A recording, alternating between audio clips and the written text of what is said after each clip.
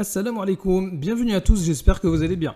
Il y a des chrétiens qui sont très courageux au point même d'essayer de prouver que Jésus est Dieu dans le Coran.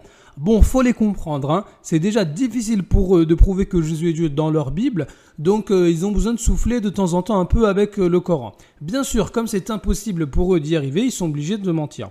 Et aujourd'hui, j'ai décidé de répondre à la vidéo du fuyard Galate. En fait, il a fait quoi? Il a traduit une vidéo d'un chrétien anglophone qui prétend que dans le Coran, quand on lit en arabe, eh bien, il y est dit qu'il faut adorer Allah et le Messie. Il a cité la sourate 9 au verset 31. Alors voilà la sourate 9 au verset 31. Ils ont pris leurs rabbins et leurs moines, ainsi que le Christ fils de Marie comme Seigneur en dehors d'Allah. Et puis le chrétien il nous dit qu'en arabe, il faudrait traduire normalement, ils ont pris leurs rabbins et leurs moines comme Seigneur en dehors d'Allah et en dehors du Christ. Et ça c'est totalement faux pour n'importe quelle personne qui a un minimum de grammaire en arabe. Regardons bien le verset.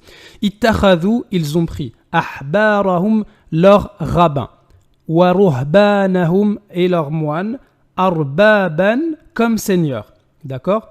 Ils ont pris leurs rabbins. Ici, là, on a la fatha, le trait qui est en haut, qui indique que ce sont eux qui ont été pris comme Seigneur. Pareil pour waruhbanahum, ce sont eux aussi qui ont été pris comme Seigneur.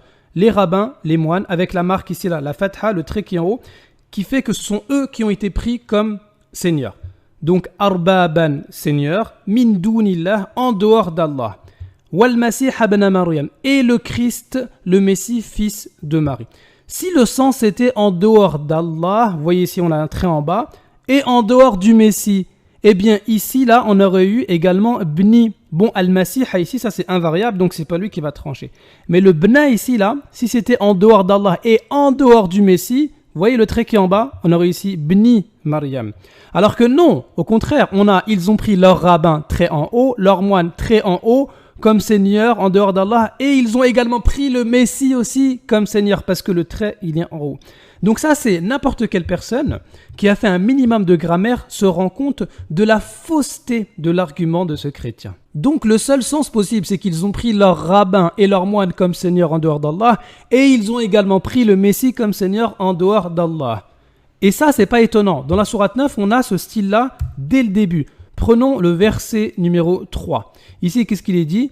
Allah et son messager désavouent les associateurs. Et ici, en arabe, on a quoi? Anna Allaha bari'un minal mushrikin. Allah se désavoue des associateurs et son messager. Le sens, bien sûr, pour une personne comme ce chrétien qui ne connaît rien à l'arabe, il va se dire, bon, Allah se désavoue des associateurs et se désavoue de son messager. Mais non, encore une fois, la grammaire arabe est là pour nous indiquer quel est le vrai sens. Le vrai sens, c'est que Allah se désavoue des associateurs et son messager aussi se désavoue des associateurs. Bon, le chrétien a essayé un autre mensonge.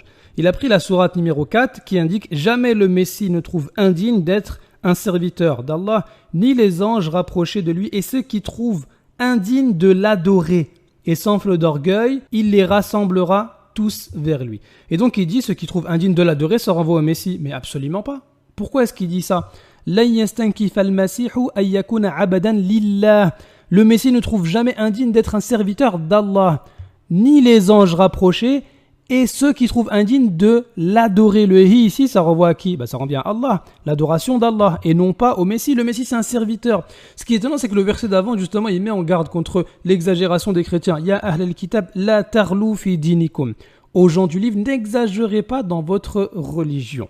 Donc le Coran, justement, il vous rappelle, il nous prouve encore une fois que vous êtes en train d'exagérer et en plus, vous le faites mal parce que vous faites des grosses fautes d'arabe. Et bien maintenant, regardez comment la technique du chrétien va se retourner contre lui. Lui qui voulait prouver que Jésus est Dieu dans le Coran, en fait, il va prouver que Mohammed sallallahu alayhi wa sallam est Dieu dans le Coran selon sa méthode. Donc finalement, Mohammed, c'est plus un imposteur, c'est Dieu, c'est le Dieu qu'il est en train d'adorer finalement, ce chrétien.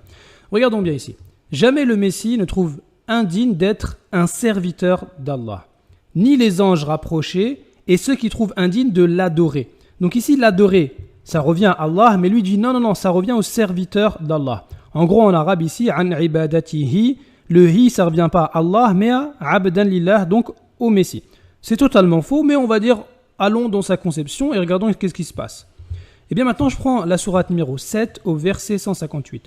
Qul ya ayyuhan nas, inni rasulullahi ilaykum jami'a. Je suis pour vous le messager d'Allah, alladhi lahu mulku samawati wal ard. À qui appartient la royauté des cieux et de la terre? Le hu là ici, ça revient à qui? Ça revient à Allah ou bien à Rasulullah? Si j'applique la méthode du chrétien, ça revient à Rasulullah. Donc ici, ça donne « Dis ô hommes, je suis pour vous tous le messager d'Allah, à qui appartient la royauté des cieux et de la terre. » Donc, à qui elle appartient justement cette royauté des cieux et de la terre? À Allah ou au messager d'Allah? Si j'applique la méthode du chrétien, ça appartient au messager d'Allah. Donc, il est Dieu. Donc, ce chrétien, à force de vouloir prouver que Jésus était Dieu, il a prouvé que Mohammed sallallahu alayhi wa sallam, il était Dieu. Donc, en fait, il prouve qu'il est en train d'adorer Mohammed, ce chrétien. Bah, bravo. Voilà ce que ça donne.